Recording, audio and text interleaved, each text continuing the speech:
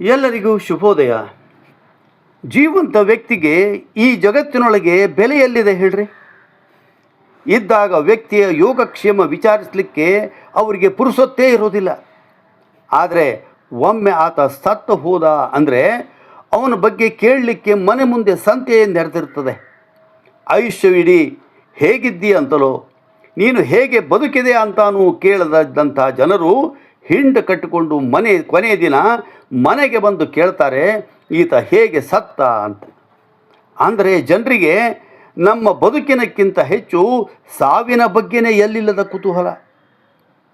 ಜೀವನದ ಕೊನೆಗೊಂಬೆ ಮೈ ಮೇಲೆ ಹೂವಿನ ರಾಶಿಯೇ ಬಂದು ಬೀಳುತ್ತದೆ. ಜೀವಂತ ಇರುವಾಗ ಕಾಣದ ಹನಿ ಪ್ರೀತಿ ಸತ್ತ ಮೇಲೆ ಭೋರೆಂದು ಸುರಿಯುತ್ತದೆ. ಇದ್ದಾಗ ಒಂದು ಒಳ್ಳೆಯ ಮಾತನಾಡದ ಜನ ಆ ವ್ಯಕ್ತಿ ಸತ್ತಾಗ ಗಡಬಡಿಸಿ ಎದ್ದವರಂತೆ ಆತನ ಮೇಲೆ ಹೊಗಳಿಕೆಯ ಮಹಾಪೂರವನ್ನೇ ಹರಿಸ್ತಾರೆ. ಜನರಿಗೂ ಕೂಡ ಉಸಿರಾಡುವ ಜೀವಂತ ಆತ್ಮಗಳಿಗಿಂತ ಜೀವವಿಲ್ಲದ ಹೆಣದ ಮೇಲೆ ಎಲ್ಲಿಲ್ಲದ ಪ್ರೀತಿ. ಜೀವಂತ ವ್ಯಕ್ತಿಗೆ ಸಾಂತ್ವನ ಹೇಳುವುದಕ್ಕಿಂತ ಸತ್ತವನೆದುರು ಹುಸಿ ಕಣ್ಣೀರು ಹಾಕುವ ಪ್ರೀತಿ. ಬದುಕಿದ್ದವನ ಕೈಯಲ್ಲಿ ಗುಲಾಬಿ ಕೊಡುವುದಕ್ಕಿಂತ ಹೆಣದ ಮೇಲೆ ಹೂಗುಚ್ಛವಿಟ್ಟು ಸಿಂಗರಿಸುವ ಪ್ರೀತಿ. ಅಂತೂ ಕೊನೆಗೊಮ್ಮೆ ಪ್ರೀತಿಯ ಸಂಭ್ರಮಕ್ಕಿಂತ ಶೋಕದ ಶೃಂಗಾರ ಹೆಚ್ಚು ಮರೆಯುತ್ತದೆ.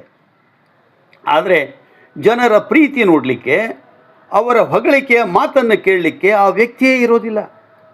ವ್ಯಕ್ತಿಯೊಬ್ಬ ಬದುಕಿದ್ದಾಗ 4 ಒಳ್ಳೆಯ ಮಾತನಾಡಿ ಆತನಿಗೆ ಪ್ರೀತಿ ತೋರಿಸಿ, ಇದ್ಯಾವುದೂ ಇಲ್ಲದೆ ಆತ ಸತ್ತಾಗ ಸುಮ್ಮನೆ ಮೊಸಳೆ ಕಣ್ಣೀರು ಸುರಿಸುತ್ತಾ ಘನತೆ ಅಂತಸ್ತು ತೋರಿಸಿಕೊಳ್ಳಲು ದೊಡ್ಡ ದೊಡ್ಡ ಹೂವಿನ ಹಾರ ಹಾಕುವುದು ಬೇಡ.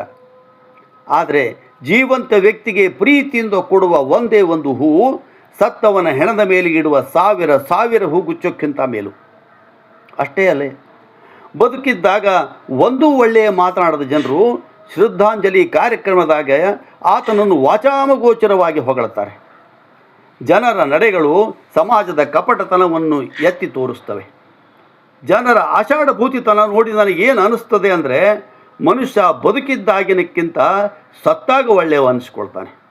ಇದರ ಅರ್ಥ ಜನರಿಂದ ಒಳ್ಳೆಯವನು ಅನಿಸ್ಕೊಳ್ಳೋದಕ್ಕೆ ಆತ ಸಾಯಲೇಬೇಕೆ? ಸ್ನೇಹಿತರೆ, ನಾವು ಬದುಕ್ತಾ ಇರುವ ಜಗತ್ತಿನ ಅಸಲಿ ಮುಖವಾಡ ಇದು. ಸತ್ತವನಿಗಾಗಿ ಅಳಲೆಂದೇ ಸಾವಿರಾರು ಜನರು, ಆತ ಬದುಕಿದ್ದಾಗ ಕೇಳಲು ಇಲ್ಲವಯ್ಯಾರು. ಸತ್ತವನಿಗಾಗಿ ಅಳಲೆಂದೇ ಸಾವಿರಾರು ಜನರು, ಆತ ಬದುಕಿದ್ದಾಗ ಕೇಳಲಿಕ್ಕೆ ಇಲ್ಲವಯ್ಯಾರು.